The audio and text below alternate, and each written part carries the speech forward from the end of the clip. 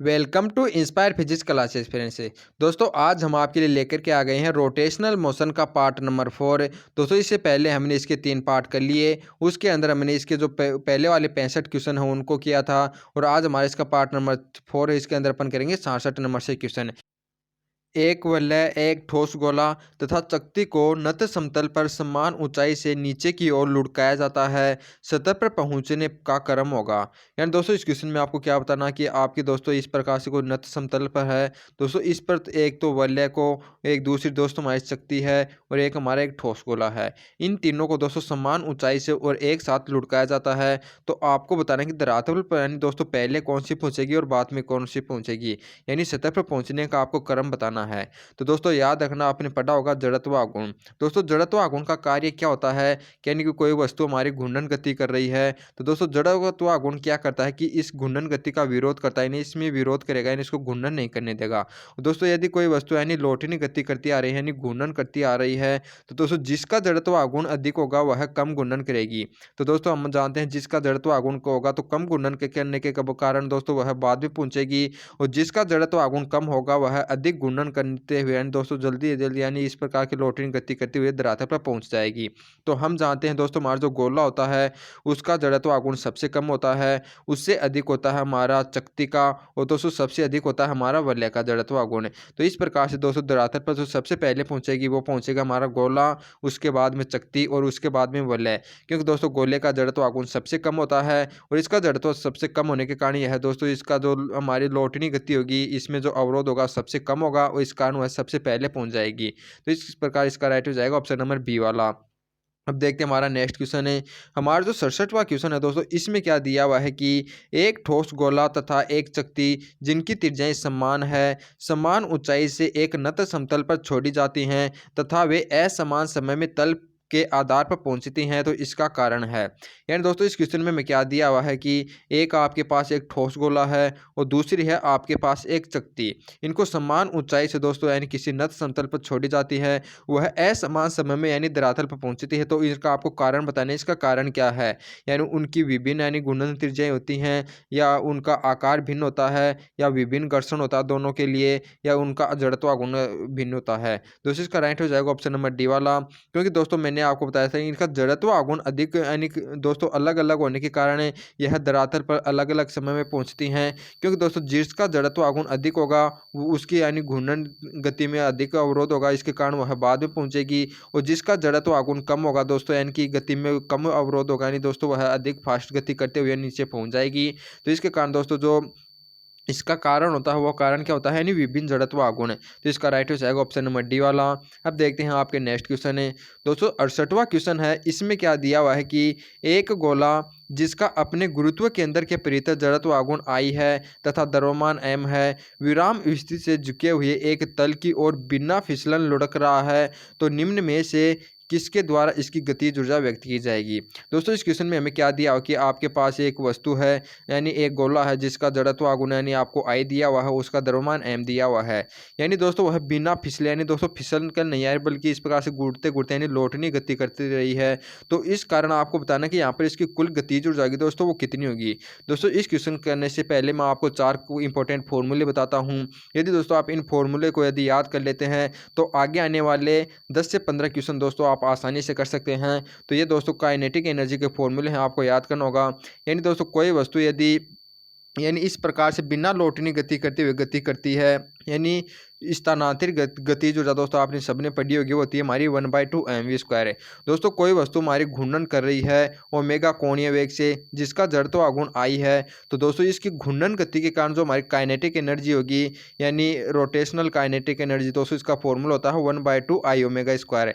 यानी हम जानते हैं दोस्तों हमारा जो रोटेशनल गति के अंदर जो द्रव्यमान का कार्य करता है वो तो हमारा जड़त्व आघूर्ण है, और जो वेग का कार्य करता है वो हमारा एंगुलर वेलोसिटी होगी। तो इसके कारण काइनेटिक एनर्जी हमारी हो जाएगी 1/2 I ओमेगा²। दोस्तों इसका जो हमें फॉर्मूला अपन इस प्रकार से भी लिख सकते हैं, क्योंकि हम जानते हैं जो हमारा जड़त्व आघूर्ण का जो फॉर्मूला होता है वो m × k² होता है। m हमारा द्रव्यमान होता है और k यहाँ पर क्या होता है हमारा जो हमारी घूर्णन त्रिज्या होती है वो।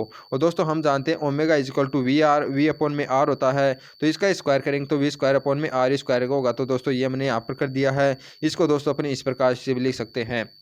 तो दोस्तों आपको याद रखना होगा, जो हमारी स्थानांतरित काइनेटिक एनर्जी का फॉर्मूला ये होता है, और घूर्णन यानी काइनेटिक एनर्जी होती है, यानी रोटेशनल काइनेटिक एनर्जी, उसका फॉर्मूला ये होता है। और दोस्तों ये फॉर्मूला भी आपको याद करना होगा। तो दोस्तों यदि कोई वस्तु इस प्रकार से यानी लौटनी गति कर रही है, यानी जिसके अंदर घूर्णन भी हो और स्थानांतरित गति भी हो, तो दोस्तों वहाँ पर जो हमारी कुल गतिज ऊर्जा जाएगी वो हमारी रेखिक प्लस घूर्णन घूर्णन दोनों के योग के बराबर हो जाएगी, यानी KT प्लस KR। तो दोस्तों हम जानते हैं जो हमारी स्थानांतरित गतिज ऊर्जा होती है वो हमारी 1/2 mv², और रोटेशनल जो हमारी काइनेटिक एनर्जी हो जाएगी हमारी ये हो जाएगी। तो दोस्तों इन दोनों का जो हमारे इस फॉर्म में भी लिख सकते हैं, क्योंकि हम जानते हैं इसका जो फॉर्मूला ये भी होता है, तो इसकी जगह इसको लिख लिया गया है। और दोस्तों यानी कि इन दोनों में से यदि अपन 1/2 mv² कॉमन लेंगे तो हमारा ये फॉर्मूला बन जाएगा। तो दोस्तों ये जो फॉर्मूले हैं आपको अच्छी तरह से याद कर लेने हैं, क्योंकि इन फॉर्मूलों से आपको बहुत सारे क्वेश्चन बनेंगे। जैसा कि दोस्तों हमारा जो क्वेश्चन है यदि उन्हीं फॉर्मूले में है, इसमें मैं क्या दिया हुआ कि कोई है नहीं दोस्तों, लुढ़क रहा है, यानी फिसल नहीं रहा बल्कि लुढ़क रहा है। तो दोस्तों लुढ़क रहा है तो यहाँ पर हमारी स्थानांतरित गति एवं जो घूर्णन काइनेटिक एनर्जी है दोनों कार्य करेंगी। तो दोनों के लिए दोस्तों जो हमारा जो इसका राइट आंसर जाएगा वो जाएगा ऑप्शन नंबर डी वाला, यानी 1/2 I⍵²। दोस्तों ये तो हमारी क्या हो जाएगी, रोटेशनल काइनेटिक एनर्जी, और 1/2 mv² है ये हमारी क्या हो जाएगी, स्थानांतरित गतिज ऊर्जा। तो इस प्रकार से इसका राइट हो जाएगा ऑप्शन नंबर डी वाला। अब आपके लिए नेक्स्ट क्वेश्चन है दोस्तों, हमारा जो 69 क्वेश्चन है, इसमें हमें क्या दिया हुआ है कि यदि किसी वस्तु का जड़त्व गुण I तथा कोणीय वेग ओमेगा हो तब इसकी घूर्णन गतिज ऊर्जा होगी। तो मैंने दोस्तों आपको बताया था कि जो इसकी घूर्णन गतिज ऊर्जा का फॉर्मूला होता है वो I⍵² होता है। तो इस प्रकार से इसका जो राइट आंसर जाएगा वो जाएगा ऑप्शन नंबर सी वाला। यानी दोस्तों कोई वस्तु है जो ओमेगा कोणीय वेग से घूर्णन कर रही है, जिसका जड़त्व आघूर्ण I है, तो उसकी जो रोटेशनल काइनेटिक एनर्जी होती है वो 1/2 I⍵² होती है। तो इसका राइट हो जाएगा ऑप्शन नंबर डी। अब देखते हैं आपके लिए नेक्स्ट क्वेश्चन है, हमारा जो 70 नंबर का क्वेश्चन है, इसमें आपको क्या दिया हुआ है कि एक गेंद बिना फिसले लुढ़क रही है, इसका द्रव्यमान केंद्र से होकर गुजरने वाली अक्ष के परितक घूर्णन त्रिज्या k है, एवं गेंद की त्रिज्या r हो, तो कुल ऊर्जा का कौन सा भाग घूर्णन ऊर्जा होगी। यानी दोस्तों मैं दिया हुआ कि आपके पास कोई एक गेंद है, वो बिना फिसले यानी दोस्तों लुढ़क रही है, तो आपको इसकी काइनेटिक यानी दोस्तों हमारी जो घूर्णन त्रिज्या है वो दी हुई है, और इसकी रेडियस दी हुई है। तो दोस्तों इन दोनों के फॉर्म में आपको बताना है कि जो हमारी कुल ऊर्जा है उसका कौन सा भाग हमारी घूर्णन गतिज ऊर्जा होगी। तो दोस्तों यानी कि आपको निकालना है घूर्णन गतिज ऊर्जा अपॉन में कुल गतिज ऊर्जा। तो हम जानते हैं दोस्तों, यानी कोई वस्तु यदि यानी इस प्रकार से लुढ़क रही है, तो मैंने आपको बताई थी दोस्तों हमारी जो घूर्णन गतिज ऊर्जा होती है वो हमारी 1/2 mv² और कोष्टक में k² अपॉन में r² होती है। और दोस्तों हमारी इसकी जो कुल ऊर्जा हो जाएगी वो हमारी स्थानांतरित ऊर्जा प्लस के घूर्णन ऊर्जा, यानी कि दोस्तों हमारी इसका जो फॉर्मूला मैंने आपको बताया था वो ये बताया था कि 1/2 mv² और कोष्टक में होता है इसका 1 + k² प्लस के r²। तो दोस्तों इसको आगे अपन सोल्व करेंगे तो हमारा 1/2 mv² से 1/2 mv² कट जाएगा, और हमारा आगे यहाँ पर बचेगा यहाँ पर तो ओनली k² अपॉन में r², और अपॉन में दोस्तों यदि अपन इसका लघुत्तम लेकर के जोड़ते हैं तो यहाँ पर हमारा r² बच जाएगा, और यहाँ पर k², और इसके अपॉन में आ जाएगा r²। दोस्तों ये r² से ये r² कट जाएगा, वो हमारा जो फाइनल लाइन इसका जो रेशियो बचेगा वो हमारा k² के अपॉन में r² के प्लस के k² बचेगा। तो इस प्रकार से दोस्तों इसका जो राइट आंसर हो जाएगा ऑप्शन नंबर बी वाला।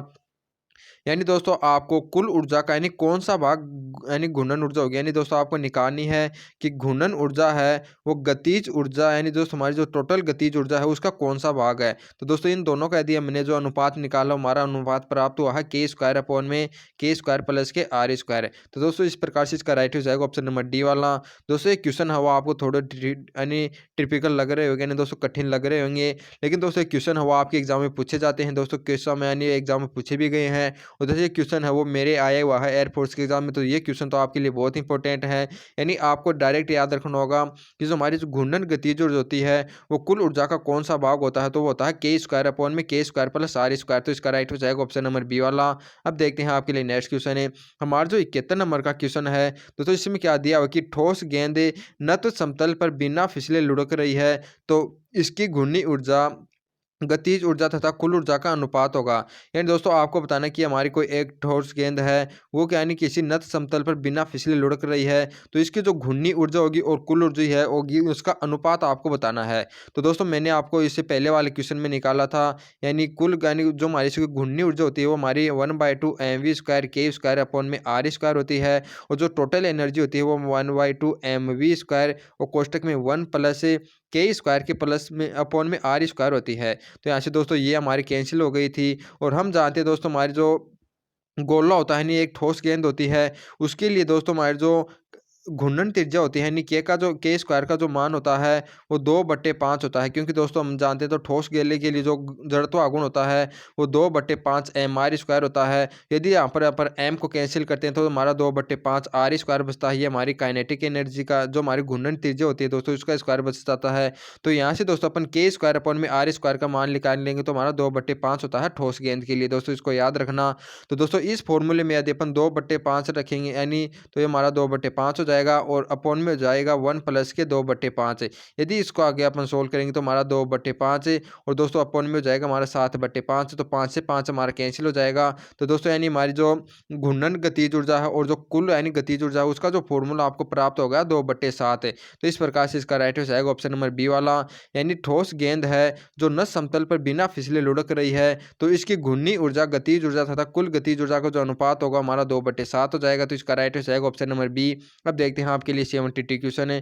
दोस्तों 72 है। इस क्वेश्चन में क्या दिया हुआ है कि चकती के घूर्णन हेतु गतिज ऊर्जा तथा घूर्णन गतिज ऊर्जा का अनुपात होगा। यानी दोस्तों इसके लिए आपको क्या दिया हुआ, हमारी चकती दी हुई है, इसके के लिए कुल गतिज ऊर्जा एवं घूर्णन गतिज ऊर्जा इन दोनों का अनुपात पूछा गया है। तो दोस्तों हम जानते हैं कुल गतिज ऊर्जा हमारी 1/2 mv² और कोष्टक में 1 प्लस के स्क्वायर अपॉन में mv² होता है। और दोस्तों नीचे में लिखना यानी घूर्णन गतिज ऊर्जा। तो इसका फॉर्मूला मैंने आपको बताया था यानी 1/2 mv² के स्क्वायर अपॉन में आर स्क्वायर होता है। तो यानी स्क्वायर से स्क्वायर ये कट जाएगा। और दोस्तों हम जानते हैं जो हमारी चकती होती है उसका दोस्तों एक्स एक्स के सापेक्ष जो एम मानी जड़त्व आघूर्ण होता है वो mr² अपॉन में 2 होता है। यानी दोस्तों यहाँ से अपन इसकी यानी के स्क्वायर का मान निकालेंगे दोस्तों हमारा r²/2 बचेगा। यानी दोस्तों इसका मूल x के सापेक्ष जो जड़त्व आघूर्ण होता है यदि उसमें से m वाला पद अपन निकाल लेते हैं तो जो हमारा जो शेष मान बचता है वो हमारा के स्क्वायर का बचता है। तो यहाँ से दोस्तों अपन के स्क्वायर अपॉन में r² का मान निकालेंगे तो हमारा 1/2 बचेगा। तो दोस्तों यदि इसका मान यहाँ पर रखते हैं अपन 1 प्लस के 1/2 और अपॉन में दोस्तों ये इसका मान रखेंगे 1/2। तो इस प्रकार से इसको आगे अपन सोल्व करेंगे तो ऊपर तो हमारा बच जाएगा यानी 3/2 और नीचे रहेगा 1/2। तो 2 से हमारा कैंसिल हो जाएगा और इसका जो रेशियो हमारा प्राप्त होगा वो प्राप्त होगा 3/1। यानी दोस्तों कुल गतिज ऊर्जा एवं जो हमारी यानी घूर्णन गतिज ऊर्जा को अनुपात हमें प्राप्त हो जाएगा वो प्राप्त हो जाएगा 3:1। तो इस प्रकार से इसका राइट हो जाएगा ऑप्शन नंबर डी वाला। दोस्तों इस टाइप के क्वेश्चन है वो आपके एग्जाम में बार बार पूछे जाते हैं। तो दोस्तों इसीलिए मैंने इसका पहले आपको फॉर्मूला करवाया है फिर ये 2 न्यूमेरिकल करवा दिए। दोस्तों अब आपके दूसरे टाइप के क्वेश्चन इस प्रकार से पूछे जाते हैं इसी फॉर्मूले से। वो क्या दिया हुआ है कि एक वस्तु क्षैतिज तल पर बिना फिसले लुढ़क रही है। यदि इसकी घूर्णन गतिज ऊर्जा तथा स्थानांतरित गतिज ऊर्जा बराबर है तो वस्तु होंगी। यानी दोस्तों इस क्वेश्चन में क्या दिया हो कि यानी दोस्तों कोई वस्तु है वो यानी लुढ़क रही है। दोस्तों लुढ़कते समय इसकी दोस्तों जो हमारी जो स्थानांतरित गतिज ऊर्जा है वो इसकी जो रोटेशनल काइनेटिक एनर्जी यानी जो इसकी घूर्णन गतिज ऊर्जा उसके बराबर है। तो आपको बताना कि दोस्तों यह वस्तु कौन सी है। तो दोस्तों हमें क्या दिया हो कि इसकी जो हमारी घूर्णन गतिज ऊर्जा है यानी 1/2 mv² के स्क्वायर पर में आर स्क्वायर है। दोस्तों वह किसके बराबर है, इसके यानी स्थानांतरित गतिज ऊर्जा यानी mv² के बराबर है। तो यहाँ से अपन देखते हैं कि दोस्तों हमारा के स्क्वायर में जो अपॉन में आर स्क्वायर का जो मान है वो हमें क्या प्राप्त होता है 1 प्राप्त हो जाएगा। दोस्तों इससे ये कैंसिल हो जाएगा, इधर 1 बच जाएगा। और हम जानते हैं दोस्तों हमारी जो वलय होती है उसके लिए जड़त्व आघूर्ण हमारा mr² होता है यानी एक्स के सापेक्ष से। तो यहाँ से दोस्तों अपन इसको अपन निकाल लेते हैं तो हमारी जो घूर्णन त्रिज्या होती है उसका मान हमें r² है इसके बराबर प्राप्त होता है। तो अपन देखते हैं कि दोस्तों हमारी जो वलय होती है उसके लिए के स्क्वायर अपॉन में जो r² का मान होता है वो 1 प्राप्त होता है। तो इस प्रकार से इसका राइट हो जाएगा ऑप्शन नंबर यानी दोस्तों वलय कौन सी में दिया हुआ है डी में, तो इसका राइट हो जाएगा ऑप्शन नंबर डी। यदि दोस्तों में यानी के स्क्वायर अपॉन r² का मान हमारा 1/2 प्राप्त होता तो हमारी ये चकती हो जाती। यदि दोस्तों इसका मान हमारा 2/3 प्राप्त होता तो दोस्तों हमारे गोलीय कोष हो जाता। यदि दोस्तों इसका 2/5 मान प्राप्त होता तो हमारा ठोस गोल होता है। यानी दोस्तों इन मानों का आपको याद करना होगा। अब आपके लिए नेक्स्ट क्वेश्चन है हमारा जो 74 क्वेश्चन है इसमें क्या दिया हुआ है कि एक वस्तु नत समतल पर लुढ़क रही है। यदि इसकी घूर्णन गतिज ऊर्जा स्थानांतरित गतिज ऊर्जा की 40% है तब वस्तु होगी। यानी दोस्तों आपको बताना कि एक वस्तु है वह नत समतल पर यानी लुढ़क रही है, इसकी जो घूर्णन गतिज ऊर्जा है वो स्थानांतरित गतिज ऊर्जा की 40% है। इसका मतलब क्या है कि दोस्तों हमारी जो 1/2 mv² के स्क्वायर प्लस आर स्क्वायर है दोस्तों वह जो हमारी इसकी स्थानांतरित गतिज ऊर्जा थी mv² इसकी 40% है यानी 40/100 है। तो यहाँ से दोस्तों अपन देखते हैं कि के स्क्वायर अपॉन में जो आर स्क्वायर का मान हमें प्राप्त होगा, यानी दोस्तों इससे ये कैंसिल हो जाएगा और यानी दोस्तों ये जीरो से जीरो कैंसिल हो जाएंगे, इसका मान प्राप्त होगा 2/5 है। और दोस्तों मैंने आपको बताया था कि जिसके लिए के स्क्वायर अपॉन में आर स्क्वायर का मान 2/5 हो जाए, इसका मतलब है ये ठोस गोला, क्योंकि अपन जानते हैं 2/5 एम आर स्क्वायर होता है दोस्तों, ये ठोस गोले के लिए होता है। तो यहाँ से अपन एम का मान निकाल देते हैं तो हमारा के स्क्वायर का मान हमें कितना प्राप्त हो जाएगा, 2/5 आर स्क्वायर। तो यहाँ से के स्क्वायर अपॉन में आर स्क्वायर का मान जो 2/5 प्राप्त होता है हमें ठोस गोले के लिए प्राप्त होता है, तो इसका राइट हो जाएगा ऑप्शन नंबर डी वाला। यानी दोस्तों जिसके लिए घूर्णन गतिज ऊर्जा उसकी स्थानांतरित ऊर्जा की यदि 40% होती है तो वह वस्तु हो जाएगी हमारी ठोस गेंद। अब देखते हैं आपके लिए नेक्स्ट क्वेश्चन है, हमारा जो 75 नंबर का क्वेश्चन है, इसमें क्या दिया हुआ है कि यदि किसी वस्तु की घूर्णन गतिज ऊर्जा उसकी रेखीय गतिज ऊर्जा का 50% है तो वह वस्तु होगी। या तो इस क्वेश्चन में क्या दिया हुआ है कि हमारे दोस्तों इसकी जो घूर्णन गतिज ऊर्जा है यानी 1/2 mv² के स्क्वायर अपॉन में आर स्क्वायर है, वो हमारे दोस्तों इसकी जो स्थानांतरित गतिज ऊर्जा है यानी 1/2 mv², इसका 50% यानी 50/100 है। तो यानी दोस्तों इसको अपन सोल्व करेंगे तो इससे ये कैंसिल हो जाएगा और शून्य से शून्य कैंसिल हो जाएगा। यानी दोस्तों के स्क्वायर अपॉन में जो आर स्क्वायर का मान हमें प्राप्त हुआ है वो कितना प्राप्त होगा, 1/2। और मैंने आपको बताया था दोस्तों के स्क्वायर अपॉन में आर स्क्वायर का मान जो 1/2 होता है वो होता है हमारा यानी शक्ति के लिए। तो दोस्तों इसका राइट आंसर आएगा ऑप्शन नंबर बी वाला, यानी दोस्तों इसका मान बेलन के भी लिए होता है। यानी दोस्तों बेलन भी हमारा इस प्रकार से शक्ति की तरह होता है नहीं। तो दोस्तों यदि शक्ति को यदि अपन अधिक ऊंचाई से उठा ले वही हमारा बेलन बन जाता है। तो दोस्तों याद रखना शक्ति के लिए और बेलन के लिए समान होता है, तो इसका राइट आंसर आएगा ऑप्शन नंबर बी वाला। यदि आपको शक्ति दिया हुआ था तो शक्ति के लिए भी दोस्तों इसका राइट आंसर हो जाता। तो याद रखना जो के स्क्वायर अपॉन में आर स्क्वायर 1/2 होता है वो बेलन और शक्ति के लिए होता है। दोस्तों ये तीनों मान आपको मैं फिर से बता देता हूँ। यदि दोस्तों यानी के स्क्वायर अपॉन में आर स्क्वायर का मान यदि आपको 1 प्राप्त होता है तो हमारी वलय होती है। यदि दोस्तों इसका मान 2/5 प्राप्त होता है तो हमारी ठोस गेंद होती है। यदि इसका मान 1/2 प्राप्त होता है तो दोस्तों हमारी बेलन या फिर शक्ति होती है। तो इस प्रकार से यहाँ पर इसका राइट आंसर आएगा ऑप्शन नंबर बी। अब देखते हैं आपके लिए नेक्स्ट क्वेश्चन है दोस्तों 76 क्वेश्चन है। इसमें क्या दिया हुआ है कि यदि पृथ्वी की त्रिज्या अचानक घट जाए तो पृथ्वी का कोणीय संवेग तथा सूर्य के सापेक्ष अधिक हो जाएगा, या पृथ्वी की कोणीय चाल बढ़ जाएगी, या पृथ्वी की आवर्तकाल बढ़ जाएगा, या पृथ्वी की ऊर्जा व कोणीय संवेग स्थिर रहेंगे। दोस्तों में क्या दिया हुआ कि हमारी जो पृथ्वी है यदि दोस्तों इसकी त्रिज्या छुड़कर अचानक यानी कम हो जाती है सिकुड़कर, तो आपको बताना कि यानी कौन सी राशि चेंज होगी। तो दोस्तों याद रखना हम जानते हैं दोस्तों हमारा जो जड़त्व गुण होता है वो हमारा mr² होता है या mk² होता है। दोस्तों यदि इसकी यानी त्रिज्या को घटा दिया गया है यानी दोस्तों आर के मान को इसकी या घूर्णन त्रिज्या को कम हो गई है तो दोस्तों हमारा जड़त्व आघूर्ण भी इसका कम हो जाएगा। और हम जानते हैं दोस्तों कोणीय संवेग इक्वल टू हमारी आई ओमेगा होता है। और हम जानते हैं दोस्तों ये जब तक कि इस पर कोई बाह्य यानी बल आघूर्ण न लगे हमारा कोणीय संवेग का मान संरक्षित रहता है। यहाँ पर दोस्तों हमारा जड़त्व आघूर्ण है इसका मान कम हुआ है, तो यदि जड़त्व आघूर्ण का मान कम हो रहा है तो दोस्तों हमारा जो कोणीय वेग हो जाएगा इसका मान बढ़ जाएगा। तो इस प्रकार से इसका राइट हो जाएगा ऑप्शन नंबर बी वाला। यानी यदि पृथ्वी की त्रिज्या अचानक घटकर यानी घट जाए तो दोस्तों यानी इसकी जो कोणीय चाल होगी वो बढ़ जाएगी, तो इसका राइट हो जाएगा ऑप्शन नंबर बी। अब आपके लिए नेक्स्ट क्वेश्चन है हमारा जो 77 क्वेश्चन है। इसमें क्या दिया हुआ है कि एक वस्तु की घूर्णी गतिज ऊर्जा ई है तथा जड़त्व आघूर्ण आई है तो वस्तु का कोणीय संवेग होगा। यानी दोस्तों इस क्वेश्चन में क्या दिया हुआ कि एक वस्तु है उसकी आपको घूर्णी गतिज ऊर्जा में क्या दी हुई है 1 है, और जड़त्व आघूर्ण दोस्तों इसका में आई दिया हुआ है। तो आपको बताना कि वस्तु का कोणीय संवेग कितना होगा, यानी कि आपको एल बताना कितना होगा। हम जानते हैं दोस्तों हमारे जो काइनेटिक एनर्जी का जो फॉर्मूला होता है वो होता है हमारा आई ओमेगा स्क्वायर। दोस्तों यानी जिस प्रकार से हमारा स्थानांतरित ऊर्जा का फॉर्मूला एक ये भी होता है 1/2 पी स्क्वायर अपॉन में 2m होता है। इसी प्रकार से दोस्तों इसका ये फॉर्मूला भी होता है 1/2 एल स्क्वायर अपॉन में 2i होता है। तो यहाँ से दोस्तों अपन देखते हैं कि जो हमारा एल का मान हमें प्राप्त हो जाएगा वो रूट के 2i प्राप्त होता है। तो यहाँ से इसका राइट हो जाएगा ऑप्शन नंबर सी वाला। यानी दोस्तों हमारा जो कोणीय संवेग हो जाएगा एल इक्वल टू इस फॉर्मूले से तो हमें प्राप्त होता है रूट 2i। तो इसका राइट हो जाएगा ऑप्शन नंबर सी। अब देखते हैं आपके लिए नेक्स्ट क्वेश्चन है हमारा जो 78 क्वेश्चन हो जाएगा। इसमें क्या दिया हुआ है कि यदि एक पिंड पर बल द्रव्यमान केंद्र से कुछ दूरी स्थित किसी बिंदु पर कार्य कर रहा है तब रेखीय त्वरण प्रतीत होता है। कोणीय त्वरण परिवर्तित होता है या दोनों परिवर्तित होंगे। यानी दोस्तों आपको बताना कि हमारा कोई इस प्रकार से कोई पिंड है, दोस्तों इसका द्रव्यमान केंद्र यहाँ पर है। दोस्तों ये इस पर जो फोर्स लग रहा है वो द्रव्यमान केंद्र से किसी दूरी पर लग रहा है। तो आपको बताने कि दोस्तों इसका कोणीय त्वरण परिवर्तित होगा या रेखीय त्वरण परिवर्तित होगा या दोनों परिवर्तित होंगे। तो इसका राइट आंसर जाएगा ऑप्शन नंबर सी वाला, क्योंकि दोस्तों इस पर जो फोर्स लग रहा है वह यानी इसके यानी दोस्तों हमारा जो द्रव्यमान के अंदर इससे कुछ दूरी पर लग रहा है। तो दोस्तों इसके अंदर यानी घूर्णी प्रभाव भी उत्पन्न होगा और दोस्तों यानी इस पर एक ही डायरेक्शन में फोर्स लग रहा है, तो इसके कारण यह रेखीय यानी गति भी करेगी, यानी रेखीय त्वरण भी उत्पन्न होगा। तो इस प्रकार से इसका राइट हो जाएगा ऑप्शन नंबर डी वाला, यानी दोस्तों इसके दोनों ही त्वरण परिवर्तित होंगे। तो इसका राइट हो जाएगा ऑप्शन नंबर सी। अब देखते हैं आपके लिए नेक्स्ट क्वेश्चन है। हमारे जो 79 क्वेश्चन है इसमें क्या दिया हुआ है कि रेखीय संवेग के आघूर्ण को कहते हैं।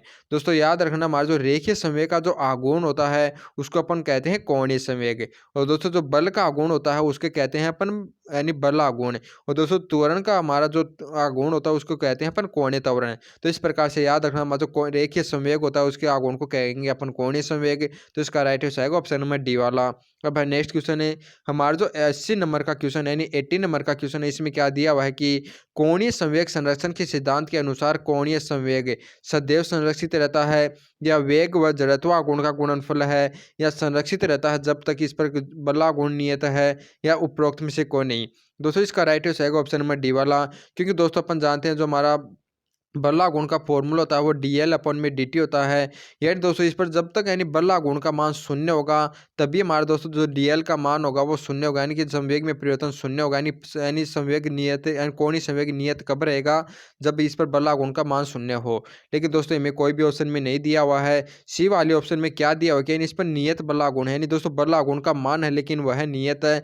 लेकिन दोस्तों यदि इस पर बल्ला गुण का मान नियत होगा तो हमारा dl का मान शून्य नहीं होगा, यानी संवेग में परिवर्तन होता रहेगा। तो इसका राइट हो जाएगा ऑप्शन नंबर डी वाला, यानी उपरोक्त में से कोई नहीं। अब है नेक्स्ट क्वेश्चन है हमारा जो 81 नंबर का क्वेश्चन है। इसमें क्या दिया हुआ है कि घूर्णी टेबल पर व्यक्ति अपने हाथों को नीचे किए हुए घूर्णन कर रहा है, यदि वह अचानक अपने हाथों को फैला लेता है तब कोणीय संवेग होगा। यानी दोस्तों इस क्वेश्चन में क्या बताना कि हमारी घूर्णी टेबल है उस पर दोस्तों एक व्यक्ति अपने हाथों को फैलाए हुए है, तब दोस्तों यह है कि वह अपने हाथों को यदि सिकोड़ लेता है, यानी पहले दोस्तों अपने हाथों को नीचे रखता है उसके बाद में यदि अपने फैला लेता है, तो आपको बताना कि कोणीय संवेग किस प्रकार से चेंज होगा। तो दोस्तों इसका राइट हो जाएगा ऑप्शन नंबर डी वाला, यानी दोस्तों हमारा कोणीय संवेग होगा वो हमारा हमेशा अपरिवर्तित रहेगा। क्योंकि दोस्तों अपन जाते हैं जैसे ही दोस्तों ये हाथों को फैला लेगा तो इसकी जो घूर्णन त्रिज्या है उसका मान बढ़ जाएगा। घूर्णन त्रिज्या के बढ़ने के कारण इसका जड़त्व गुण बढ़ जाएगा। दोस्तों जड़त्व गुण बढ़ जाएगा तो अपन जानते हैं जो एल इज इक्वल टू होता है वो आई ओमेगा होता है। लेकिन दोस्तों अपन जानते हैं जब तक भी इस पर यदि कोई बाह्य बला गुण कार्य न करे तब तक दोस्तों हमारा एल का मान चेंज नहीं होगा। लेकिन दोस्तों यदि हमारा जड़त्व गुण का मान बढ़ रहा है तो दोस्तों हमारा जो कोणीय वेग है उसका मान कम हो जाएगा, लेकिन इसका मान हमारा संरक्षित रहेगा। तो इसका राइट हो जाएगा ऑप्शन नंबर डी वाला। यानी दोस्तों हमारा कोई यदि घूर्णी टेबल पर व्यक्ति अपने हाथों को नीचे किए हुए घूर्णन कर रहा है, अचानक हाथों को फैला लेता है, तो कोणीय संवेग होगा दोस्तों हमारा अपरिवर्तित रहेगा। यदि आपको कोणीय वेग पूछता यानी एंगुलर वेलोसिटी, दोस्तों उसका मान हमारा घट जाता है, क्योंकि यहाँ पर जड़त्व गुण बढ़ रहा है, क्योंकि घूर्णन त्रिज्या बढ़ जाएगी यदि हाथों को फैलाएगा। तो यहाँ पर इसका राइट हो जाएगा ऑप्शन नंबर डी। अब देखते हैं आपके लिए नेक्स्ट क्वेश्चन है जो 82 नंबर का क्वेश्चन है। इसमें क्या दिया हुआ है कि एक बर्फ के टुकड़े को वर्तीय टेबल के केंद्र पर रखा गया है, इस निकाय की टेबल के अक्ष के परितः ओमेगा कोणीय वेग से घुमाया जाता है। यदि बर्फ बिना वाष्पन के पिघल जाए तो निकाय की घूर्णन गति शून्य हो जाएगी, ओमेगा की उसी मान की से नियत रहेगी, या अधिक हो जाएगी या कम हो जाएगी। यानी दोस्तों में क्या दिया हो कि हमारी कोई इस प्रकार से एक टेबल है उसके बीच में दोस्तों हमारी बर्फ है, यदि दोस्तों ये बर्फ पिघल जाए तो आपको बताने की यानी जो कोणीय वेग होगा कुछ इस प्रकार से चेंज होगा। यानी दोस्तों ये बर्फ थी जब यानी घूर्णन कर रही तो अपन देखते हैं कि तो बर्फ है यानी यह यहाँ पर रहेगी, लेकिन जैसे जैसे दोस्तों ये पिघलेगी तो दोस्तों यानी इस पर बाह्य की ओर अपकेंद्र पर लगेगा तो जल क्या होगा बह करके दोस्तों हमारा जो किनारे पर आ जाएगा। तो किनारे पर दोस्तों द्रव्यमान के कारण इसकी जो घूर्णन त्रिज्या है उसका मान बढ़ जाएगा, और घूर्णन त्रिज्या का मान बढ़ेगा दोस्तों हमारे सूर्य का जड़त्व गुण होगा उसका मान भी बढ़ जाएगा। और हम जानते हैं जल इजुगल टू यानी L equal to I omega से दोस्तों यदि आई का मान बढ़ रहा है तो हमारा जो ओमेगा का मान होगा वो कम हो जाएगा, यानी दोस्तों कोणीय चाल हो जाएगी वो ओमेगा से कम हो जाएगी। तो इसका राइट हो जाएगा ऑप्शन नंबर डी। अब देखते हैं आपके लिए नेक्स्ट क्वेश्चन है हमारा जो 83 क्वेश्चन है। इसमें क्या दिया हुआ कि किसी घूमती हुई चकती की त्रिज्या एकाएक आदि कर दी जाए तो उसके द्रव्यमान वही रहे तो इसका कोणीय वेग हो जाएगा। यानी दोस्तों में क्या दिया हुआ कि इसका जो घूर्णी त्रिज्या है दोस्तों उसको यकायक आधी कर देते हैं यानी हाफ कर देते हैं, तो हमें बताने कोणीय वेग किस प्रकार से चेंज होगा। हम जानते हैं दोस्तों जो आई होता है वो हमारा ओमेगा की व्युत्क्रमानुपाती होता है, और हम जानते हैं दोस्तों हमारा जो आई होती है वो आर स्क्वायर के समानुपाती होती है। तो इस प्रकार के दोस्तों हमारा जो ओमेगा हो जाएगा वो आर स्क्वायर की व्युत्क्रमानुपाती हो जाएगा, और हमारे दोस्तों आर को क्या किया गया है, आधा किया गया है। यदि दोस्तों इसको आधा करेंगे तो हमारा दोस्तों आधा का स्क्वायर हो जाएगा 1/4, और इसको यहाँ पर रखेंगे यानी कि दोस्तों ओमेगा का मान हमारा 4 गुना हो जाएगा, तो इसका राइट हो जाएगा ऑप्शन नंबर डी। यानी दोस्तों ये इसके व्युत्क्रमानुपाती है। यदि इसको आधा किया गया है तो दोस्तों ये हमारा इसका 4 गुना हो जाएगा, क्योंकि यही इसके आर स्क्वायर के व्युत्क्रमानुपाती है, तो इसका राइट हो जाएगा ऑप्शन नंबर डी यानी ऑप्शन नंबर ए। अब है नेक्स्ट क्वेश्चन है हमारा जो 84 क्वेश्चन है दोस्तों, इसमें क्या दिया हुआ है कि कोई तैराक ऊपर यानी ऊपर से पानी में कूदने से पूर्व अपने हाथों को सिकोड़ लेता है, जिससे कि यार दोस्तों इस क्वेश्चन में क्या दिया हुआ कि कोई एक तैराक है वह यानी समुद्र में कूदने से पहले अपने हाथों को सिकोड़ लेता है, जड़त्व गुण बढ़ जाए या जड़त्व गुण घट जाए या कोणीय संवेग घट जाए या कोणीय वेग बढ़ जाए। दोस्तों इसका जो राइट हो जाएगा वो जाएगा ऑप्शन नंबर बी वाला। यानी दोस्तों यानी कूदने से पहले दोस्तों वो क्यों अपने हाथों को क्यों सुकेड़ता है, क्योंकि दोस्तों यदि हाथों को सिकुड़ लेगा तो इसके जो घूर्णन गति यानी घूर्णन त्रिज्या उसका मान कम हो जाएगा, और घूर्णन त्रिज्या का मान कम होने के कारण दोस्तों हमारे जड़त्व आघूर्ण का मान घट जाएगा, जिससे कि दोस्तों इसके जो कोणीय वेग होगा वो बढ़ जाए। तो इसका राइट हो जाएगा ऑप्शन नंबर डी वाला। यानी दोस्तों वह कोणीय वेग को बढ़ाने के लिए अपने जड़त्व आघूर्ण को कम करता है, और जड़त्व आघूर्ण को कम करने के लिए दोस्तों वो अपने हाथों को और पैरों का सिकोड़ लेता है यानी घूर्णन त्रिज्या का मान कम कर लेता है। तो इस प्रकार से इसका राइट हो जाएगा ऑप्शन नंबर बी वाला। अब आपके लिए आज का अंतिम क्वेश्चन है, और दोस्तों इस टॉपिक का भी अंतिम क्वेश्चन है। इसमें क्या दिया हुआ कि घूर्णन टेबल पर खड़ा हुआ व्यक्ति यदि अपने दोनों हाथों को फैलाकर उसके भार यानी पकड़े हुए है, यदि घूर्णन गति कर रहा है, वह अचानक अपने हाथों को सिकुड़ यानी का शरीर से यानी सटा लेता है, तो कौन सा कथन सही होगा।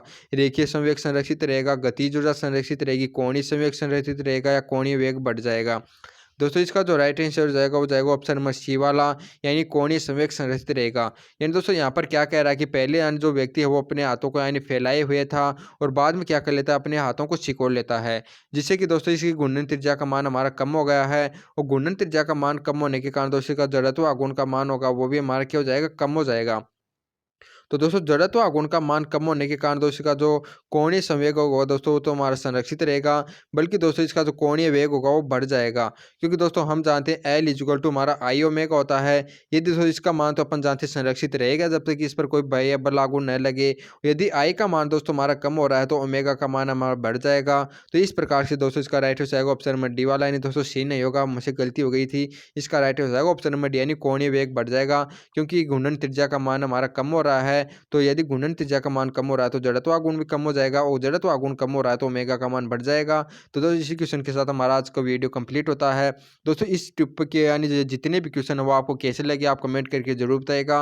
और दोस्तों जो टॉपिक के क्वेश्चन है वो बहुत ही इंपॉर्टेंट है, आपके जो क्वेश्चन पूछे जाते हैं वो इन्हीं क्वेश्चनों से पूछे जाते हैं एग्जाम के अंदर। तो दोस्तों आपको हर एक क्वेश्चन को करना है। हम मिलते हैं आपको अगले चैप्टर के साथ दोस्तों ऐसे ही इंपॉर्टेंट क्वेश्चनों के साथ। तब तक आप सभी को जय हिंद।